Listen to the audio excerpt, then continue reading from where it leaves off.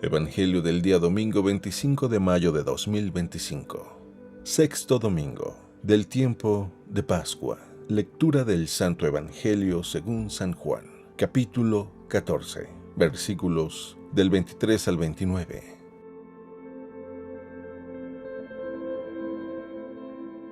En aquel tiempo Jesús dijo a sus discípulos: El que me ama cumplirá mi palabra, y mi Padre lo amará, y haremos en él nuestra morada. El que no me ama no cumplirá mis palabras. La palabra que están oyendo no es mía, sino del Padre que me envió. Les he hablado de esto ahora que estoy con ustedes, pero el Consolador, el Espíritu Santo que mi Padre les enviará en mi nombre, les enseñará todas las cosas y les recordará todo cuanto les he dicho. La paz les dejo, mi paz les doy. No se las doy como la ha dado el mundo. No pierdan la paz ni se acobarden. Me han oído decir: me voy, pero volveré a su lado. Si me amaran, se alegrarían de que me vaya al Padre, porque el Padre es más que yo. Se lo he dicho ahora antes de que suceda, para que cuando suceda, crean.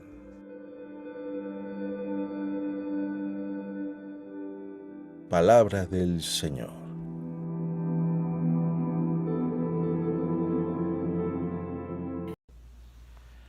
Muy buenos días y felices Pascuas. Ya es domingo, es día del Señor, es día de que nos vayamos levantando para escuchar con atención la palabra de Dios. Recuerda que Dios siempre tiene un mensaje, una palabra, palabra de vida, palabra de aliento, palabra de fuerza, palabra que nos da sabiduría para poder vivir plenamente nuestra vida.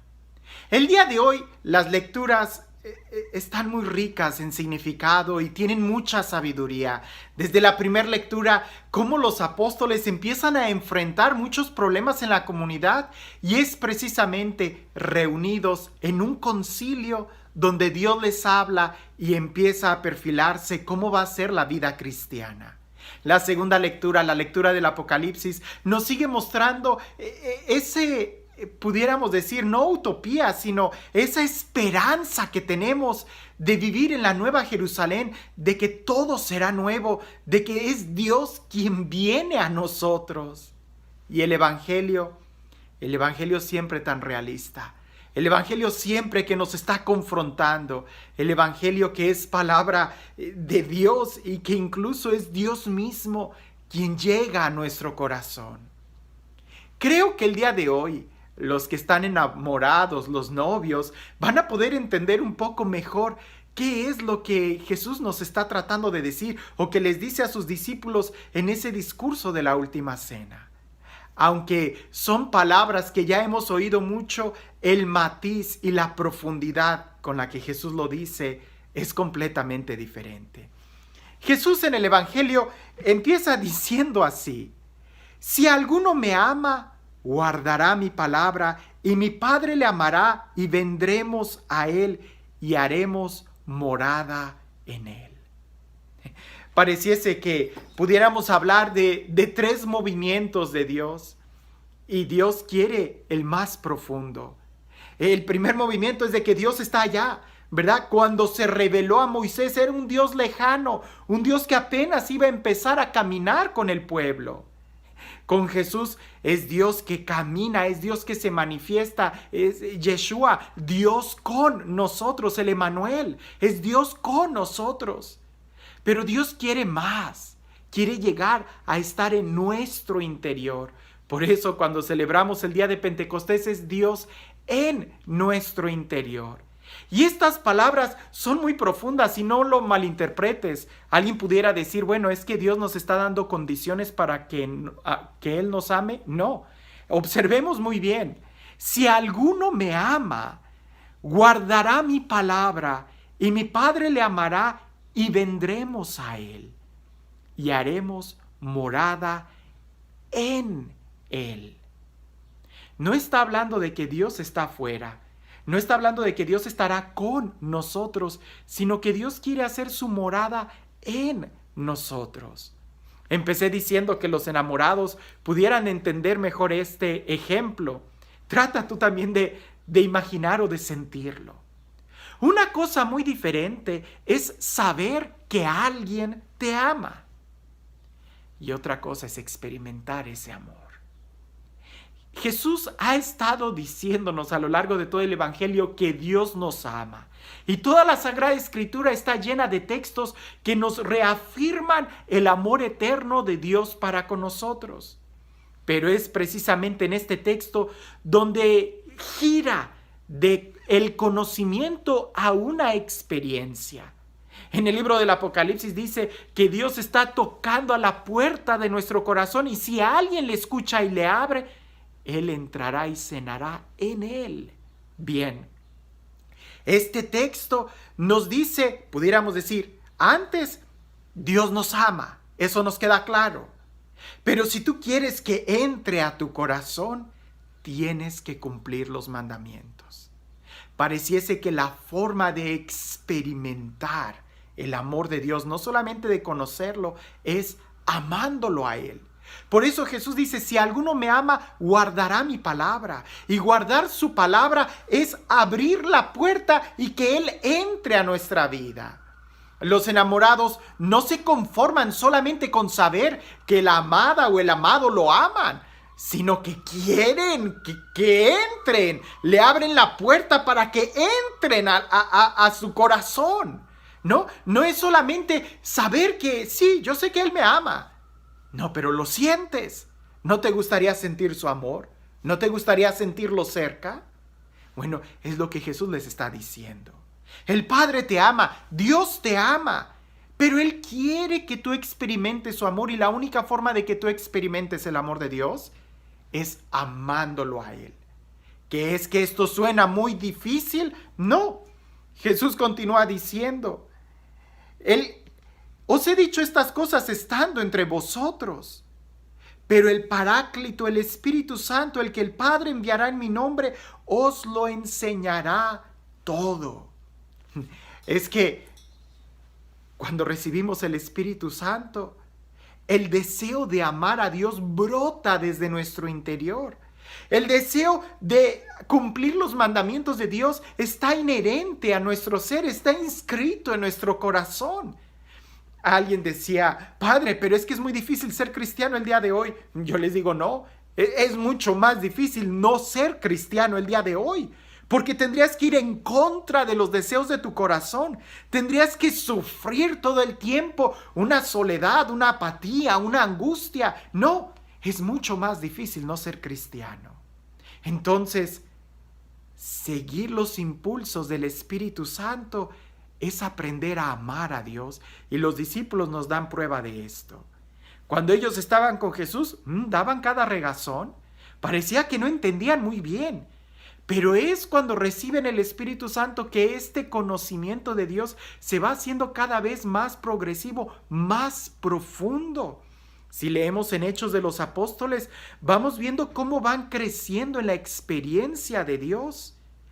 Gracias a la relación que tienen con el Espíritu Santo. Dios desde nuestro interior. Dios no solamente quiere amarte, Él quiere que tú experimentes ese amor. Ahora, yo creo que tú no solamente quieres saber y entender que Dios te ama. Lo que quieres es experimentar ese amor. Lo que quieres es llenar tu corazón de esa ternura. Bueno, la forma en como nosotros le damos permiso a Dios de llegar a nuestra vida es amándolo. Y todavía más, el texto del día de hoy nos habla de la paz. No voy a explicar los diferentes grados de paz, puesto que justamente en esta semana pasada hablamos de eso. Pero Jesús dice, la paz les dejo, mi paz les doy. No se las doy como las da el mundo. Y todavía dice más, no pierdan la paz ni se acobarden. No pierdan la paz.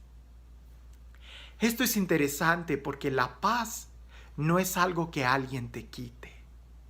Más bien, la paz es algo que nosotros entregamos gratuitamente. La paz es lo que nosotros despilfarramos o dejamos que se nos escape por no cuidarla.